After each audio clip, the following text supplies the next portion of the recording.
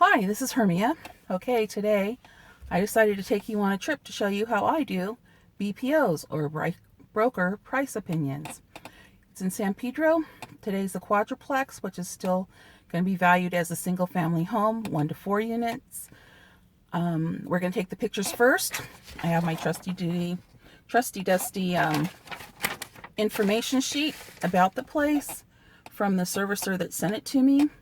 Usually I have about 2 to 3 days to get it done. I usually try and get it done within a day and a half because they usually always have something else to come back to me at that they want to have changed a little bit before they actually send it off to the true servicer that employed them for it. So this should be pretty quick. I do all the pictures first to make sure that the unit is still there. Every once in a while, I've actually had 3 occasions where the property has not been a residential. One was a burnout. One was I actually drove up as the people were driving away with it. I really thought that was kind of strange. Another time it was just a blank lot. So the address was incorrect. Come to find out it was another street. They had place instead of street. It was in Los Angeles where all the streets are on a grid, literal grid. So this one, they just had the wrong address for the place. Went back out and redid it. They actually paid extra for the redoing. Yay! So I'll pick this back up when I actually arrive at the place. Hi, okay, I'm down here. Sometimes I'll do this from the car, and sometimes I won't, depending on how much parking I have. And this feels like a busy street, so I will probably do a portion of this if I can find parking, walking it. The police are out here regularly, so I do not want to risk getting a ticket. Ay, ay, ay. So this will be a little difficult. I will get back on when I get back home. Thank you. Ooh, perfect. As soon as that delivery truck moved, there was parking right across from him. He was kind of obstructing the view. It's a nice spot across the street. Perfect. Yay me. Okay. I will get back to this when I do get back home. I usually like to organize my files by the company name that I'm doing the work for, the address of the property, and then put that on my hard drive.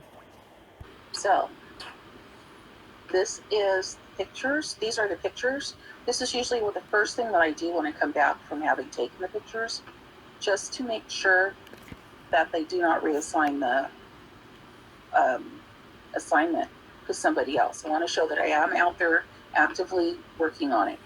So first thing I did was I took the pictures that I had, and this company is one of the ones that doesn't require as many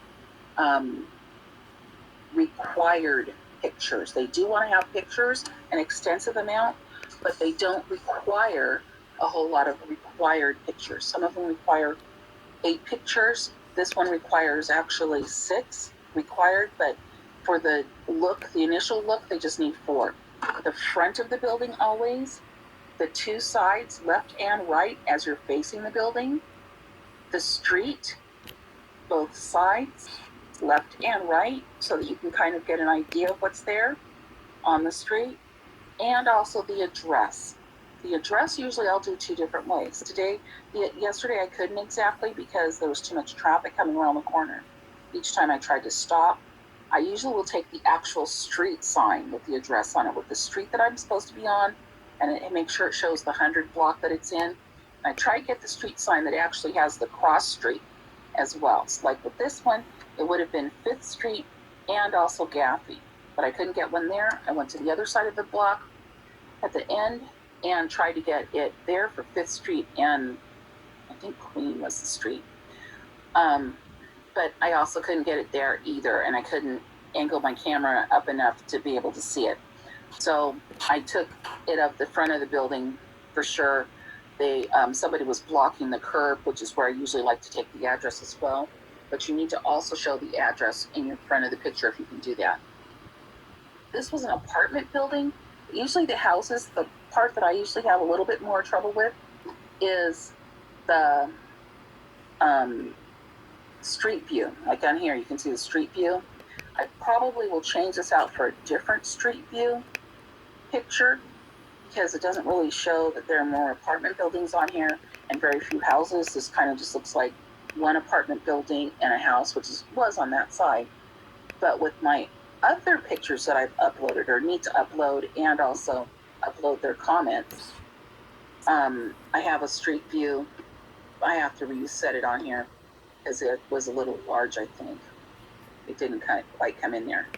They also have, I know I'm going to have places for repairs that may or may not be required, but there were a few maintenance things, such as there was moisture on this retaining wall here, which would be normal because there were plants right behind it. But at this particular spot, the street kind of curves down, not up. So the water should have gone off of there. There were no plants. In fact, the steps, you can see it right here as well. But there's a crack also in the retaining wall where it's holding up the dirt. Very similar to this one where the retaining wall is holding up the dirt. So I'm just going to put in retaining wall as cracks. They probably won't need to fix it, but I need to point it out and give them an estimate on how much I think it's going to cost to get that done. While I'm out with getting these pictures, the one thing I want to make sure you do is geocode your phone or the camera that you're using. You need to do that because if they want to actually see that you actually went out versus taking the pictures from off the internet, that's what they're going to use. It'll show the date and time, to make sure and set that as well on your phone or your camera, and geocode it so that they know that you actually went out and took this picture. You're supposed to be taking the pictures, not your assistant, not anybody else. If you're signing their form, you're supposed to be taking the pictures. This part of the garage, I went into the alley to go and look because it was available to see. The building had a long line of a crack going against the stucco. We're in earthquake country here, so that's kind of important because if it had been a really big earthquake, which we're expecting in the next year or two, this might be a compromised wall, end up being a compromised wall.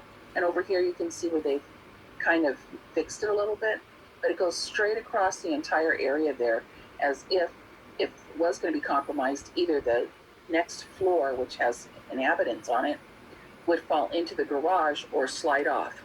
So I just took a picture. At the end of the driveway, it had some cracking. So when they blow this picture up, they'll be able to see the cracking in the driveway. I need to report it because it wasn't completely smooth. Plus, there was parking in the alleyway, and this person with this garage has to kind of avoid going off the side because the concrete right here is completely gone. You don't even have to enlarge the picture to be able to see that. This property's line ended kind of in the middle of that crack, and the rest of this is some other apartment building, but there are a couple of cars parked in here. So I went in back just to see what was there because it was available to be seen. There's another apartment building to the side over here, and then there's a really small alleyway, and there's an apartment building right behind them. But those people have access to their cars and their garages through this alleyway, which was nice and smooth on this side, versus I went to another alleyway on another portion, and it was all not very nice. And my car sits really low because it's one of those electric cars. So I couldn't go up there anyway in the car. I could go walk it, but not in the car. This is the other side of the building. I know I have one side of the building in there. I think it was this side, but I might change it. So I'll put up the rest of the pictures and upload this and its comments, and then I'll be back for the rest of it.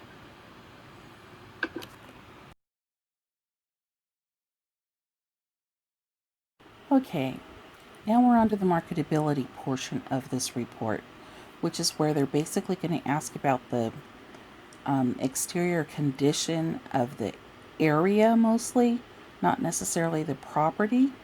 They'll go into that a little bit more in another portion of the report and then in another portion as well.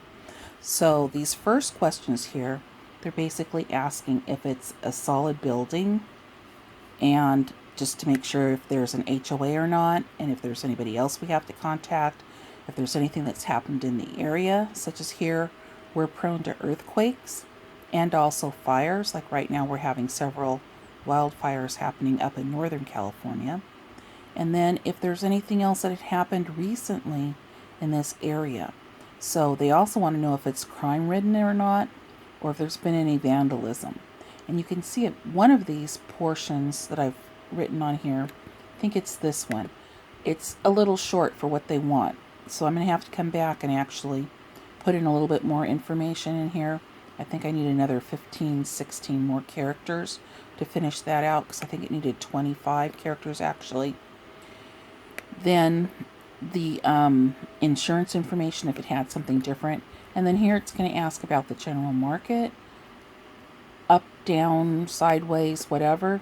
Right now we're in COVID, of course, so employment has sort of decreased, but the market's still here for anything between 2 million and 8 million is pretty solid. It's between our 700,000 and our million, 1 million, almost million 2 properties that they've been staying on the market just a smidge longer than usual. And a smidge longer might mean just a whole month. So not too long. Here I know that this one is definitely short, so if I saved it, you'll see where it comes back all red in the different areas where I'm going to have to come back and actually put more information in. See, I said that one was going to be not enough.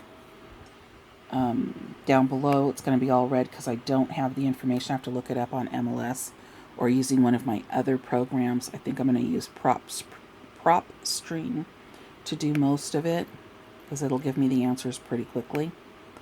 And then of course you're going to want to save it, because I work a little slowly sometimes, so it's always reminding me to save. And if you don't save, you're going to lose your information. So you always want to save. Even if you're halfway down the page, just go ahead and save. Take your time and do it. They usually give you between 2 and 3 days, sometimes 4. It's kind of rare, but usually 2 to 3 days to get this all in. And mostly you're going to use your MLS or some other program that you have. Like I said, I'm going to use PropStream for mine, for most of it. And also more pictures, MLS pictures for the properties that are on market, off market. I'll probably have to go a little bit further out than 6 months for most of it, since not everything's been flying off the shelf here, and a lot of people have taken back their properties and withdrawn them from the market because of the showing restrictions that we have going on right now. And they just felt that a lot of people weren't going to be moving. They didn't want a whole lot of people in their homes. So we'll see when I get to that part.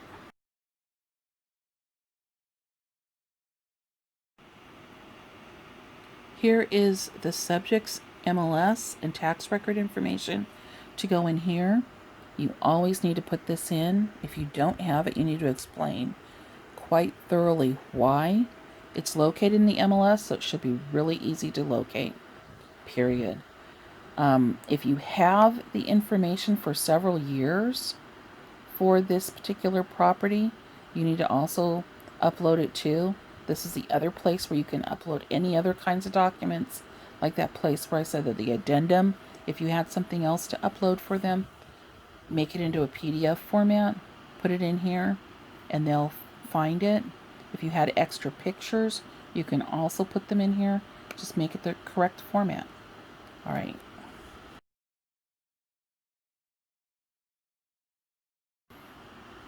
This is where the comp sales, for sales and for listings, this is the part where I usually get the information while I'm looking up the property. Once I've decided on a property, take it directly from the MLS, copy and paste, copy, save the pictures, download and save the tax information for the property.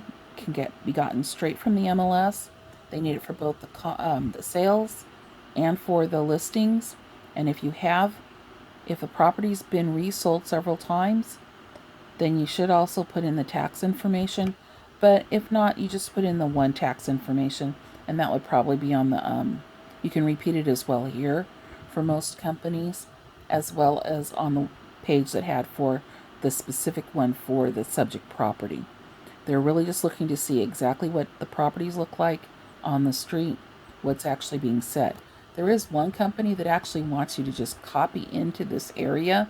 It looks different, but they actually want you just to copy in the description that the other agent gave. So that's a really easy report to do. All right.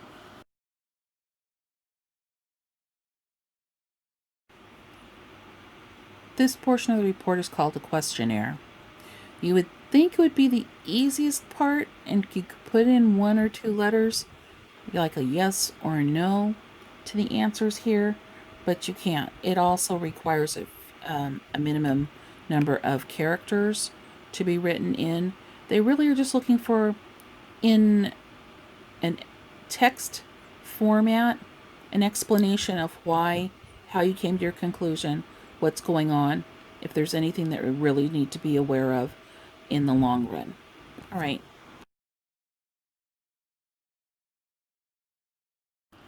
Typical of most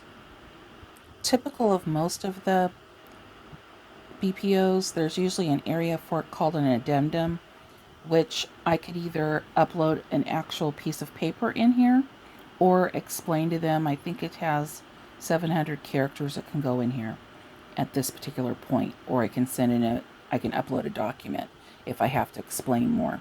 But they just want to know really why I think what's going on is going on with the property. As it says in here, please give a summary. Identifies the best comparables, the values, the repaired values. Basically, they just want to know why and what I'm thinking. So that's the other part that has to be done in here. And this also is a minimum amount of characters that have to be in here. So it has to be filled out.